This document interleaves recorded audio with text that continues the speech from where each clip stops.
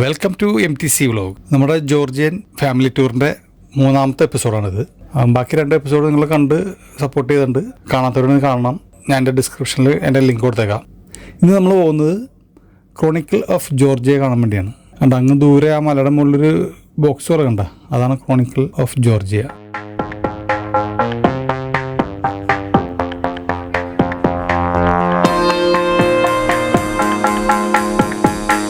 Chronicle of ജോർജിയയുടെ ഏകദേശം അടുത്തെത്തിയിട്ടുണ്ട് നമ്മൾ.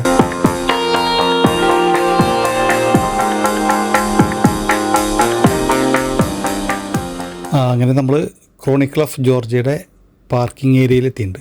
അധികം തിരക്കൊന്നുമില്ല കേട്ടോ, കുറച്ച് വണ്ടികൾ മാത്രമേ ഉള്ളൂ. പിന്നെ ഇവിടെ ടിക്കറ്റും കാര്യങ്ങളൊന്നും ഇല്ല, എല്ലാം ഫ്രീ ആണ്. പക്ഷെ നടക്കാണ്ട് മുകളിൽ സ്റ്റെപ്പുകൾ കുറച്ച് കയറാണ്ട് തോന്നുന്നു.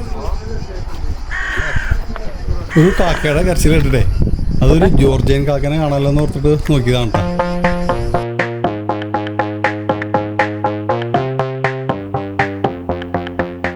ഇതാണ് ക്രോണിക്കിൾ ഓഫ് ജോർജിയയുടെ എൻട്രൻസ്. ക്രോണിക്കിൾ ഓഫ് ജോർജിയയുടെ എൻട്രൻസിന് താഴെ ഒരു ബോർഡുണ്ട്. അതിലിങ്ങനെ എഴുതിയിട്ടുണ്ട്, ജോർജിയൻ സ്റ്റേറ്റ്ഹുഡിൻ്റെ 3000th ആനിവേഴ്സറിയും ക്രിസ്തുമത പ്രചാരണത്തിൻ്റെ 2000 ആനിവേഴ്സറിക്കും സമർപ്പിച്ചിരിക്കുന്ന ഈ ശില്പവാസ്തുവിദ്യ സമുച്ചയത്തിൻ്റെ രചയിതാവ് സുറാബ് കോൺസ്റ്റാന്റിനോവിച്ച് സെറാറ്റ്ലി. ഈ കാണുന്ന ഫില്ലറ് ഒരു പരമ്പരാഗത അയോണിക് ശൈലിയിലുള്ള ഒരു സ്തംഭമാണ്. ക്ലാസിക്കൽ ഗ്രീക്ക് വാസ്തുവിദ്യയാണ് ഇതിൽ പ്രതിഫലിക്കുന്നത്. ഈ തൂണിൻ്റെ തലക്കെട്ടിൽ ചുരുണ്ട് ഒരു മാർബിൾ പോലുള്ള വസ്തു കൊണ്ട് ഉണ്ടാക്കിയതാണ്. ഇത് ഗ്രീക്ക് റോമൻ പ്രചോദനം ഉൾക്കൊണ്ടാണ് ഇതിൻ്റെ നിർമ്മാണം. പുരാതന ഗ്രീക്ക് വാസ്തുവിദ്യയുടെയും മാതൃകയും പ്രത്യേകിച്ച് അയോണിക് ശുദ്ധമായ ക്ലാസിക്കൽ ശൈലിയും ഇതിൽ പ്രതിഫലിക്കുന്നു. അങ്ങനെ ഞങ്ങൾ ക്രോണിക്കിൾ ഓഫ് ജോർജിയയുടെ മുകളിലേക്കുള്ള സ്റ്റെപ്പുകൾ കയറിക്കൊണ്ടിരിക്കുകയാണ്. അങ്ങനെ ക്രോണിക്കിൾ ഓഫ് ജോർജിയയുടെ മുകളിലെത്തി. മുകളിൽ നിന്നുള്ളൊരു വ്യൂ ആണ് കാണുന്നത്.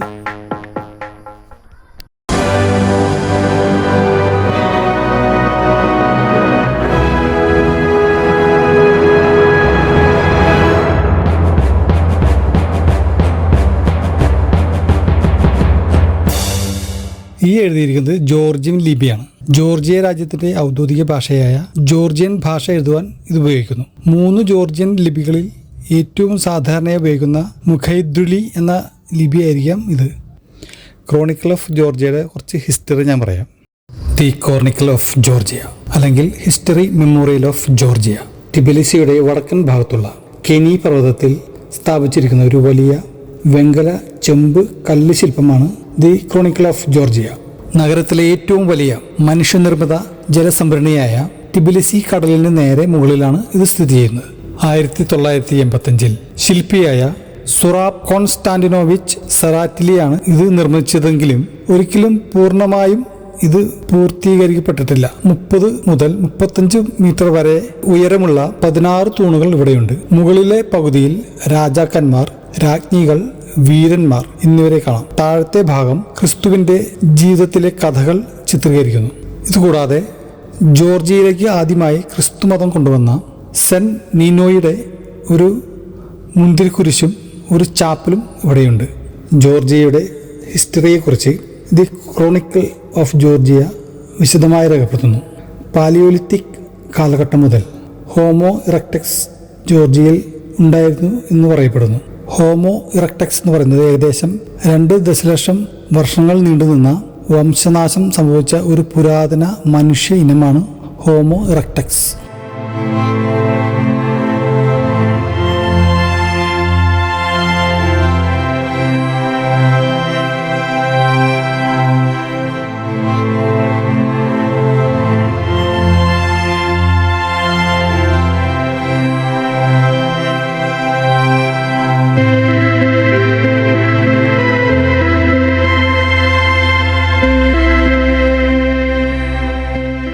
ഇവിടെ കൊത്തിവെച്ചിരിക്കുന്ന യേശുവിൻ്റെ ചരിത്രത്തിൻ്റെ ചില രൂപങ്ങളുടെ എക്സ്പ്ലനേഷൻ ഞാൻ തരാം. എല്ലാം ഇല്ല, ഞാൻ എല്ലാം പറയണമെങ്കിൽ ഒരുപാട് രൂപങ്ങളുണ്ട് ഇവിടെ. അപ്പോൾ നമ്മുടെ വീഡിയോ ലെങ്ത് വളരെ കൂടി പോകും. കുറച്ച് മാത്രം ഞാൻ എക്സ്പ്ലെയിൻ ചെയ്യാം.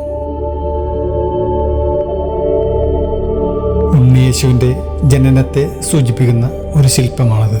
ഇത് യേശു ക്രിസ്തുവും അദ്ദേഹത്തോട് വിനീതമായി സമീപിക്കുന്ന വിശ്വാസികളും തമ്മിലുള്ള ഒരു സന്ദർശന രംഗം. യേശു ക്രിസ്തു ജെറുസലേം ദേവാലയത്തിൽ നിന്നും കച്ചവടക്കാരെ ചാട്ടവാറിനടിച്ച് പുറത്താക്കുന്ന രംഗമാണിത്.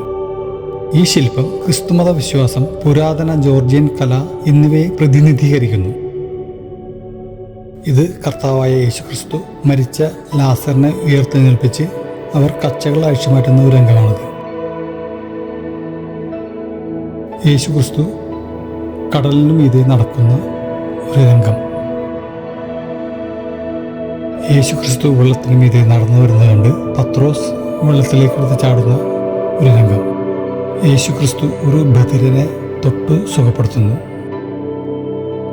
ഈ ശില്പം വിശ്വാസവും ദൈവത്തിനോടുള്ള കൃപയും പ്രാർത്ഥനയും പ്രതിനിധീകരിക്കുന്നു. കർത്താവായ യേശു ക്രിസ്തു കണ്ണുകുരുടനെ സൗഖ്യപ്പെടുത്തുന്ന ഒരു രംഗം. ജീസസ് ക്രൈസ്റ്റിൻ്റെ അന്ത്യത്താഴം, ലാസ്റ്റ് സപ്പറിൻ്റെ ഒരു രംഗമാണിത്. യേശു ക്രിസ്തുവിനെ പടയാളികൾ ബന്ധിക്കാൻ പോകുന്ന ഒരു രംഗമാണിത്. ജനക്കൂട്ടം കർത്താവിനെ ക്രൂശിക്കുക എന്ന് ബഹളം വെക്കുന്ന ഒരു രംഗമാണിത്.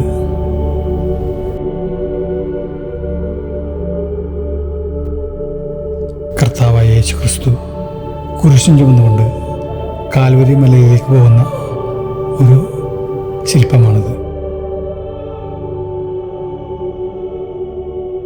കർത്താവായ യേശു ക്രിസ്തു ക്രൂശിൽ മരിച്ചു കിടക്കുന്ന ഒരു രംഗമാണിത്.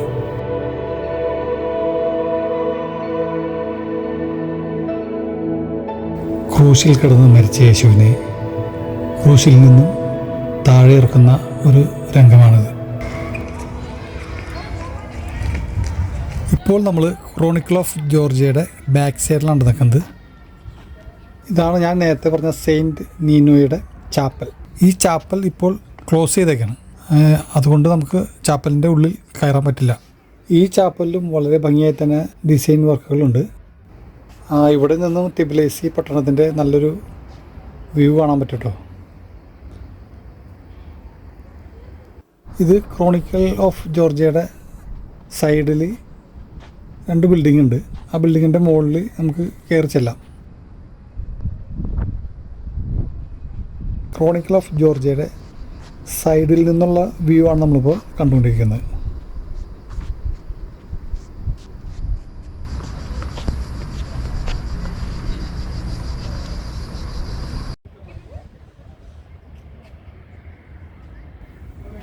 ക്രോണിക്കിൾ ഓഫ് ജോർജിയയുടെ ബാക്ക് സൈഡിൽ മറ്റൊരു മനോഹരമായൊരു ദൃശ്യം കൂടിയുണ്ട്. ടിബിലിസി കടൽ അല്ലെങ്കിൽ ടിബിലിസി റിസർവെയർ. ടിബിലിസിക്ക് സമീപമുള്ള ഒരു കൃത്രിമ തടാകം. ഈ തടാകത്തിന് 8.75 കിലോമീറ്റർ നീളവും 2.85 കിലോമീറ്റർ വീതിയുമുണ്ട്. ഈ റിസർവെയറിൻ്റെ ഉപരിതല വിസ്തീർണം 11.6 കിലോമീറ്ററാണ്. 1953 തുറന്ന് ഒരു ജനപ്രിയ വിനോദ കേന്ദ്രമായി മാറി. ഈ തടാകത്തിന് 45 മീറ്റർ വരെ ആഴമുണ്ട്.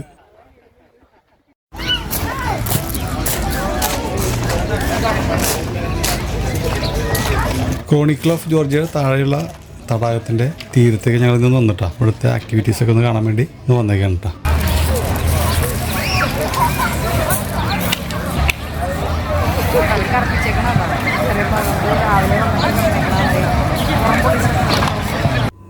ക്രോണിക്കിൾ ഓഫ് ജോർജിയയുടെ കാഴ്ചകൾ ഇഷ്ടപ്പെട്ടെന്ന് കരുതുന്നു. ജോർജിയയുടെ മറ്റു മനോഹരമായ കാഴ്ചകളുമായി അടുത്ത എപ്പിസോഡിൽ കാണാം.